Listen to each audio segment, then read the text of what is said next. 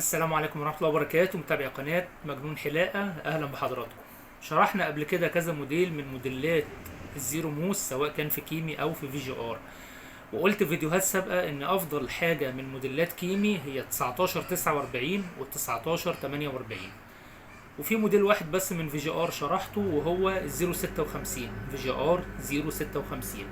دول يعتبروا افضل 3 حاجات في الزيرو موس في كل المكن اللي نزل، سواء من كيمي او من في جي ار. النهارده هنتكلم عن الاختيار الرابع من فئات الزيرو موس في الفي جي ار او الكيمي، وبالاخص من موديلات في جي ار.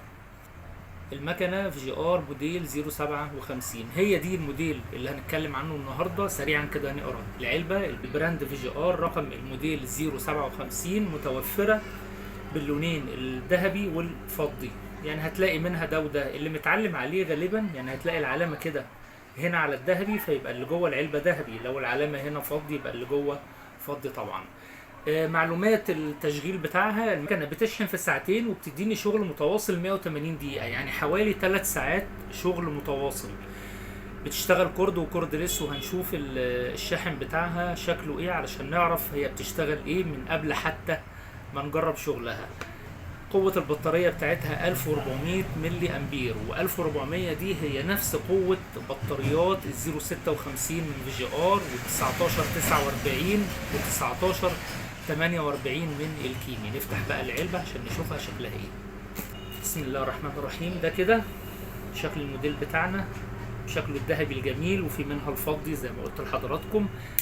عند التشغيل بلاقي هنا لمبة البيان، اللمبة دي لونها أخضر، طول ما هي شغالة ومشحونة بتديني لون أخضر. لما باجي أوصل الشحن بتاعها بيبقى اللون أحمر، تكمل شحن يروح متحول على طول للخضار. بالطبع تنفع للي حابب يحلق دقنه زيرو خالص بأقل درجة منبتة، اللي عايز يستخدمها استخدام داخلي ممتازة جدا وبكفاءة، ونادرا ما بتسبب جروح، أو غالبا ما فيش أي جروح أو التهابات بسببها، لانها مهما كانت دقيقة جدا فالمشط نفسه بيبقى ناعم. مميزات المكن ده الاربع مكنات دول مميزين جدا، ان السلاح الحديد بتاعهم ده ناعم، حضرتك ما تحسش بيه بخشونة او بشك كده وانت بتستخدمها. المكنة كلها مصنوعة من المعدن 100%. معاها طبعا المحتويات بتاعتها، معاها 3 درجات: 2 ملي، 3 ملي، 4 ملي.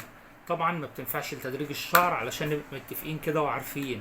مكن الزيرو حاجة، مكن التنعيم حاجة، مكن التدريج حاجة تانية.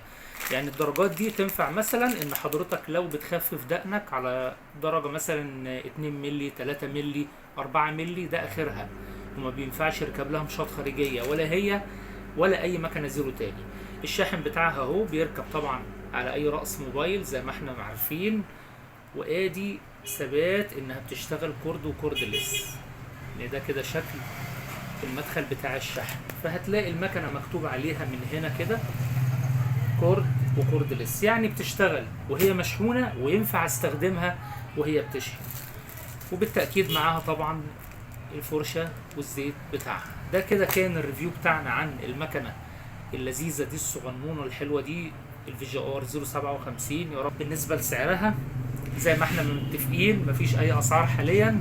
هكتب لحضراتكم العنوان سنتر مجنون حلاقة، وهكتب لكم ارقام التواصل سواء كان على الواتس او الفون، واللي حابب يعرف سعرها يتفضل من عينيا الاتنين يسألني وانا هجاوبكم على سعرها الحالي وقت سؤال حضرتك.